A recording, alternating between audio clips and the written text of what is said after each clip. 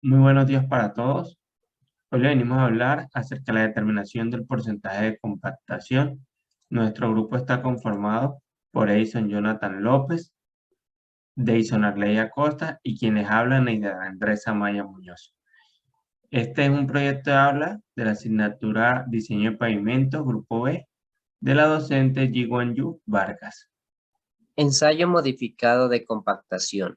Norma que lo rige INB 142-13. Introducción. El método de este ensayo se emplea para determinar la relación entre la humedad y el peso unitario seco de los suelos compactados en un molde de 6 pulgadas, con un martillo que se deja caer a una altura de 547.2 milímetros, produciendo una energía de compactación de aproximadamente de 56.000 libra-fuerza por pie sobre pie cúbico. Uso y significado. El método se aplica solamente a suelos con un 30% o menos de su masa, con un tamaño mayor a 19.0 milímetros y que no hayan sido compactados previamente. Es decir, no se acepta la reutilización de suelo compactado. Ahora bien, la norma que rige este ensayo nos suministra una tabla en donde tenemos el método A, el método B y el método C.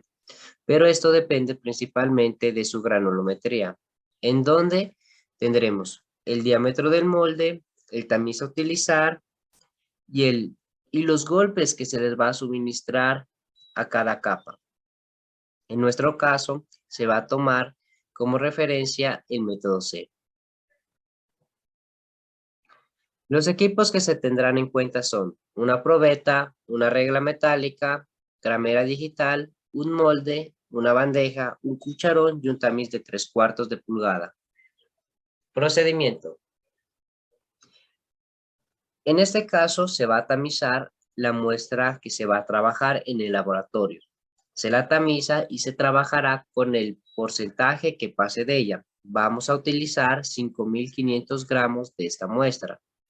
Ahora bien, una vez de pesar nuestra muestra exacta, le vamos a suministrar 400 mililitros de agua uniformemente. Una vez se le haya introducido el agua a nuestra muestra, se va a retirar de ella 1.100 gramos y se los va a introducir en el molde y se le va a suministrar 56 golpes. De nuevamente se va a retirar 1.100 gramos y se va a suministrar los golpes que exige la norma. Así sucesivamente hasta completar 5 capas. Una vez se haya completado las capas, vamos a tomar del molde, tanto de la parte superior como de inferior, 100 gramos de muestra para un total de 200 gramos y lo vamos a introducir en el horno a una temperatura uniforme de 110 más o menos 5 grados centígrados hasta que seque completamente. Una vez realizado el ensayo anterior, vamos a realizar los cálculos. En los cálculos vamos a tener en cuenta el volumen del molde, la densidad húmeda, la densidad seca y el porcentaje de humedad. Existen tres tipos de ensayos para determinar la densidad de campo. Primero, método del cono de arena, método del globo de goma y tercero, método nuclear. En esta práctica nos enfocaremos en el ensayo del cono de arena. Densidad de campo, método del cono de arena. El ensayo consiste en realizar una pequeña excavación manual de aproximadamente 15 centímetros de profundidad. Todo el material extraído se debe recoger en un recipiente. Se llena el hueco con una arena de densidad conocida, la cual está contenida en el cono de arena. Se calcula la densidad del suelo húmedo, se determina el contenido de humedad del material extraído del hueco y se calcula su masa seca y la densidad seca del suelo usando la masa húmeda. Este método se usa para determinar en el sitio de la obra la masa unitaria y la densidad de los suelos inalterados, siempre y cuando los vacíos naturales o los poros de suelo sean lo suficientemente pequeños para evitar que la arena que se usa para el ensayo penetre los vacíos. El suelo u otro material que se ensaye debe tener suficiente cohesión o atracción de partículas para mantener estable las paredes de pequeños huecos y debe ser lo suficientemente firme para soportar las pequeñas presiones que se ejercen en la excavación y al colocar el aparato en él, de tal manera que no cause deformación o desprendimiento dentro de la excavación. Esto de acuerdo a la norma INVIAE 161-07.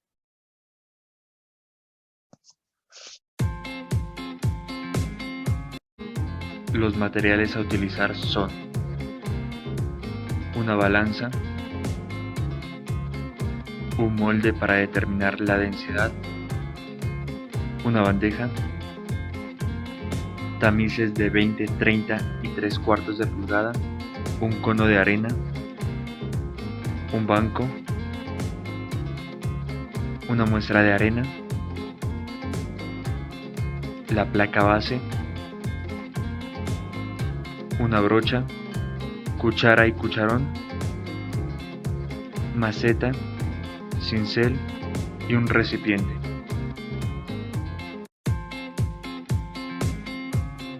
Teniendo una muestra de arena seca dentro del cono, este se pesa. Una vez hecho esto, se baja el cono de la balanza. Nos aseguramos que la válvula esté completamente cerrada. Giramos el cono colocándolo sobre una placa base. Esta debe estar sobre una superficie completamente plana, la cual no genere vacíos entre la superficie y la placa. Abrimos la válvula para que la arena descienda.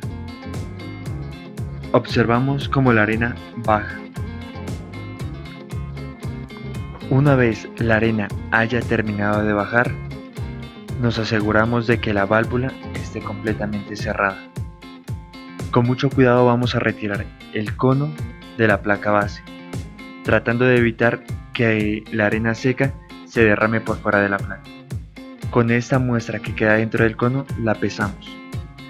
Este proceso se debe realizar 3 veces para poder sacar la constante del cono.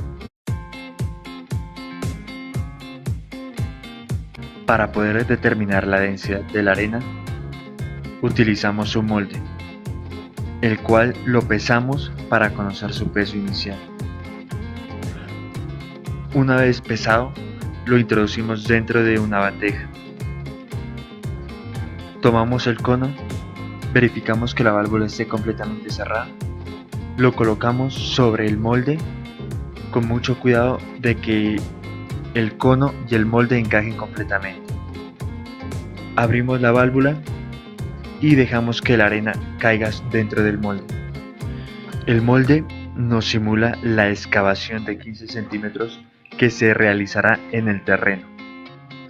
Una vez que se evidencie que el cono está lleno, cerramos la válvula y retiramos el cono del molde.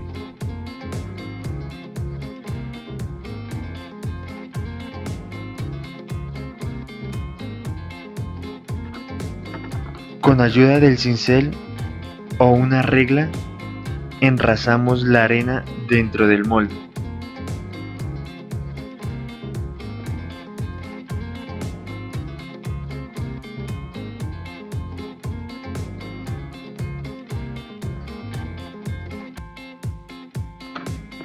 Tomamos la brocha y retiramos la arena que se encuentra alrededor del molde. Una vez hecho esto, pesamos el molde más la arena. Una vez determinados los pesos del molde más la arena, colocamos la arena dentro de la bandeja. Esto con el fin de llenar el cono de arena para luego ser utilizado a la hora de tomar la muestra en el terreno.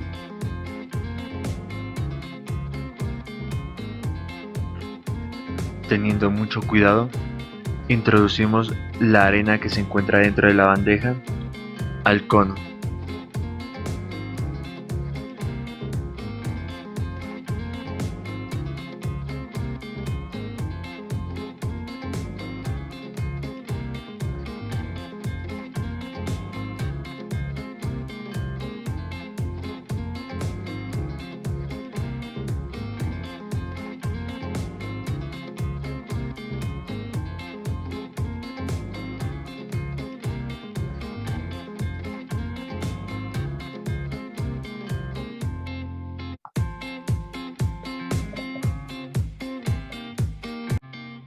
Antes de iniciar el procedimiento, en el terreno debemos pesar el cono. Este debe tener un peso mayor o igual a los 5 gramos. Una vez determinado el peso, nos ubicamos en el sitio de la excavación. El terreno debe ser lo más plano posible. Con ayuda de la brocha, limpiamos el terreno para evitar que alguna partícula suelta sobre él contamine nuestra excavación.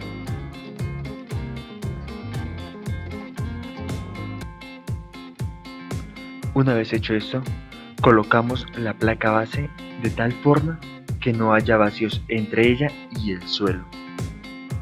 Con ayuda de la maceta y el cincel, comenzamos a realizar la excavación de 15 centímetros. Tomamos el cucharón, retiramos la muestra del hueco que acabamos de realizar. La colocamos dentro de un molde. Si el ensayo se realiza en obra, es preferible colocar en una bolsa para que se mantenga la humedad. Una vez retirada la muestra en su totalidad, proseguimos a pesarla.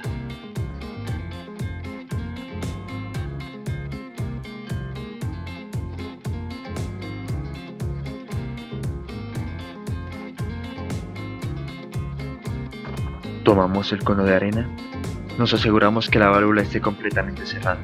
Giramos el cono y lo colocamos sobre la placa base. Nos aseguramos que ésta quede bien fija.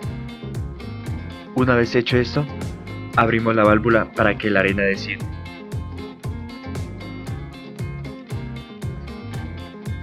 Mientras la arena del cono baja, vamos a pasar la muestra por el tamiz 3/4 para extraer las partículas bastante grandes.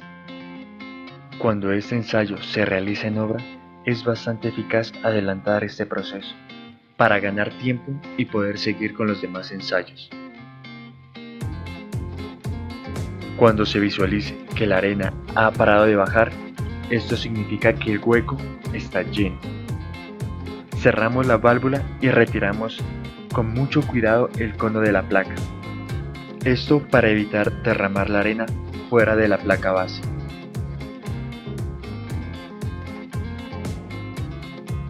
Se logra evidenciar que dentro del cono quedó una cierta cantidad de arena.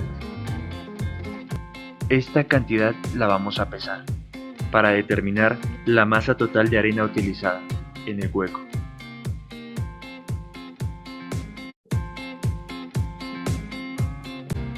Una vez dentro del laboratorio, vamos a tomar un recipiente vacío previamente rotulado y lo vamos a pesar en la balanza. Con la muestra extraída y tamizada del terreno, vamos a añadirlo en el recipiente. Esto con el fin de calcular la humedad del terreno. Ya teniendo el peso de la bandeja más la muestra, este lo llevamos al horno. Introducimos la muestra dentro del horno y lo dejamos durante 24 horas para su secado.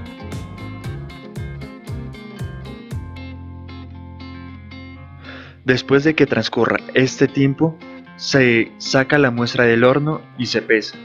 Gracias a este proceso podremos determinar la humedad de la muestra. Bueno, a continuación se presentará un ejemplo de cómo obtener la densidad seca máxima y la humedad óptima mediante el ensayo Proctor modificado. Para ello se supuso los siguientes datos de densidad seca y contenido de humedad. Como podemos observar, en el eje X se encuentra ubicado los puntos del contenido de humedad y en el eje Y la densidad seca. Se realiza esta curva y se busca el punto máximo de ella, o la cresta o el valle máximo. En este caso, pues, nos dio un resultado de una humedad óptima de 20.25% y una densidad seca máxima de 1.351 gramos sobre centímetros cúbicos. Luego de obtener eso, pues, anteriormente se les presentó el procedimiento para obtener la densidad en campo y pues se ha tenido la densidad seca calibrada de la arena Ottawa, que es de 1.58 gramos sobre centímetros cúbicos, la constante del cono, que fue nombrado W sub C, que fue de 1741.7 gramos, la masa del recipiente más cono más arena, antes de usarse, después de usarse, que ahí se encuentra o se observa respectivamente, la masa del suelo húmedo del agujero, W sub 2, el peso de la muestra húmeda y el peso de la muestra seca. Estas dos, pues, básicamente se realiza para obtener, mediante el ensayo del contenido de humedad, ¿no? Obtenerla con el contenido de humedad.